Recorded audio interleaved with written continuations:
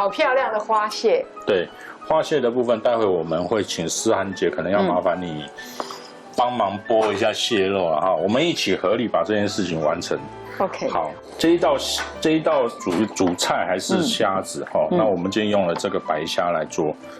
好，我们加一点点的盐巴进来哈，是我要抓它一下，让它用盐巴的那个。它里面去破坏它的一个，让它更爽脆的口感哈。哦，用盐巴哦。对，然后抓一点点的太白粉，待会我们再把它稍微洗一下就好了。好，那我们一样把它放过来这里，就把它洗掉嘛，哈，对不对？这个其实还是很有学问的啊！我以为只是单纯把那个它的一些黏黏的东西把它洗掉，其实不是，是口感上面会变得比较爽脆。对，好，对，我们把虾仁简单的一个清洁之后，很干净，大家吃起来也比较有安心。我再有一点点的蛋清哈，不要太多，把它加一点点太白粉。这个动作就是跟之前我在节目上教大家做鱼片的一样的意思，抓一点点的粉，薄薄的就好。好，把刚刚的虾仁丢进来。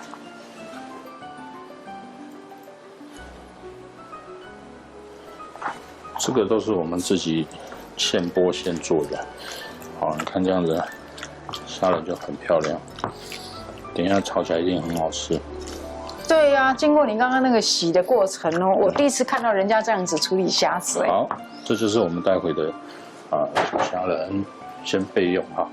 我们先把它蒸熟，蒸熟之后再来剥肉会比较好剥。那我们今天选的是公的蟹，因为我们只做蟹粉，不做蟹膏。做蟹膏的话，大闸蟹是很好的一个选择。好，那我们做蟹粉就是主要是要取它的肉多嘛，哈。我们先把它的鳃剥掉。好，我们先把它的脚先取下来，好。这些都不要了。没有，这个尾巴这边不要。好，我们这个蟹脚的部分，它里面还有肉，我们等一下把它取出来。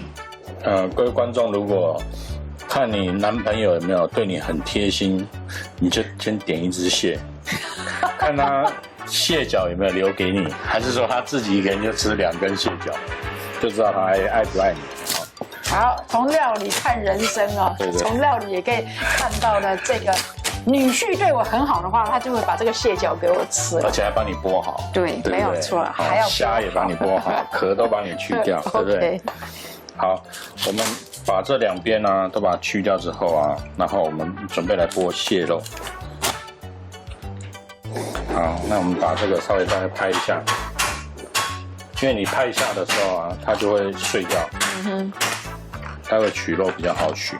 那思涵姐，麻烦你帮我剥这个好了。您这个节目这么多人收看，而且我们长期用美食来跟大家做分享，我觉得这是很棒的一件事情。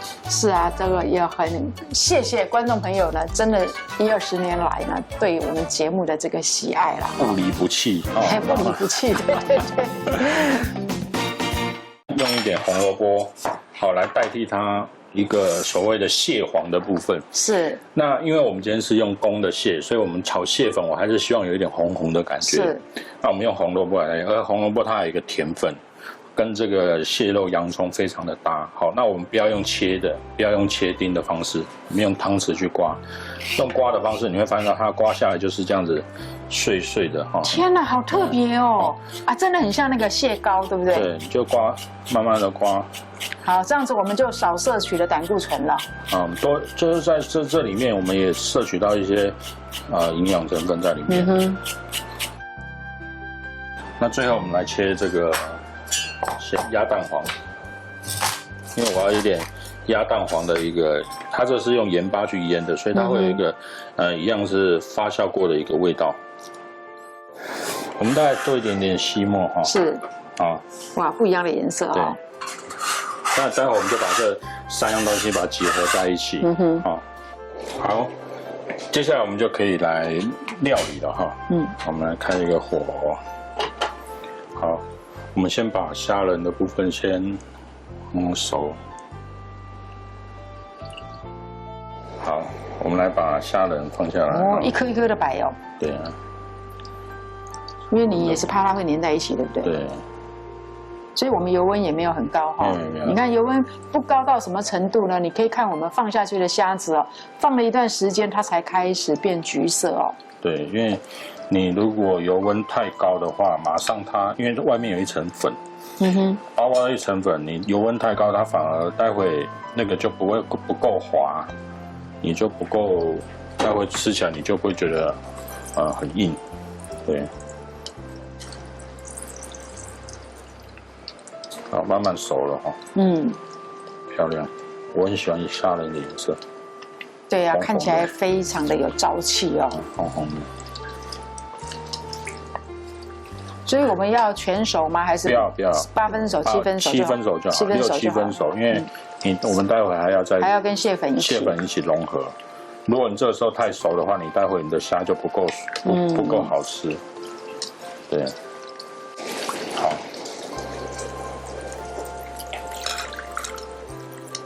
其实我看大师兄在处理这个虾，我们以为吃起来等一下好像会很油哦，事实上没有，甚至那个油都好干净哦。你看它有没有很弹的感觉？是哦，虾仁很弹，会跳。对，就是因为我们刚抓粉的关系，然后没有不要太熟。好，然后我们先把我们要的顺序先下来，好，因为我要它的一个红红的颜色。一般我们不是都说，洋葱要先爆香吗？没有，我刚好相反，我希望就是先取一个红色的颜色，好，加一点油，好，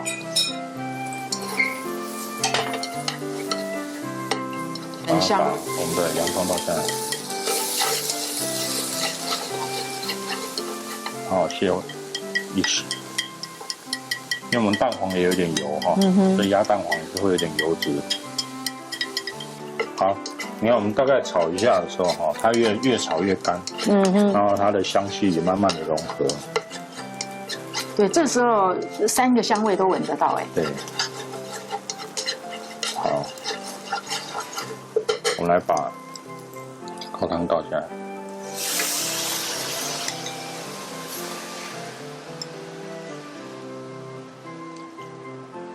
好，